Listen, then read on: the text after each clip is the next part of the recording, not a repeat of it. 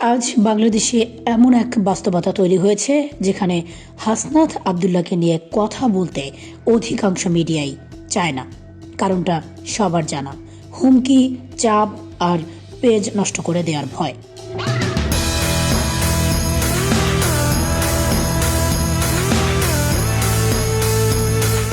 এখন এমন এক সময় যাচ্ছে যেখানে তিনি কোনো অপরাধ করলেও তার অপরাধ হিসেবে গণ্য হচ্ছে না। মনে হচ্ছে শুধু জুলাই আন্দোলনের পরিচয়ের কারণেই তাকে এক ধরনের অলিখিত লাইসেন্স দিয়ে দেওয়া হয়েছে।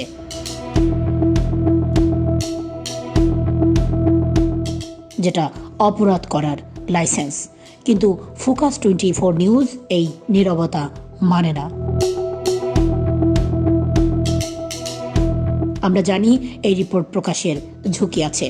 আমাদের পেজ যে কোনো সময় আক্রমণের শিকার হতে পারে, এমনকি ফেসবুক থেকেও হারিয়ে যেতে পারে। তারপরও আমরা সিদ্ধান্ত নিয়েছি আগামী 7 দিনে প্রমাণসহ প্রকাশ করব হাসনাত আবদুল্লাহর সঙ্গে আওয়ামী সংশ্লিষ্টতার 7 পর্বের অনুসন্ধানী রিপোর্ট। এটা কোনো গুজব নয়, এটা কোনো অনুমানও নয়। প্রতিটি পর্বে থাকবে তথ্য, দলিল আর দৃশ্যমান প্রমাণ।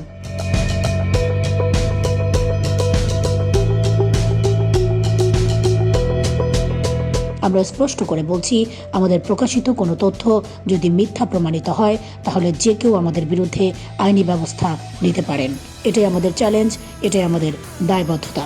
ততক্ষণ পর্যন্ত সাথেই থাকুন, সঙ্গেই থাকুন, চোখ রাখুন ফোকাস 24 নিউজের সঙ্গে।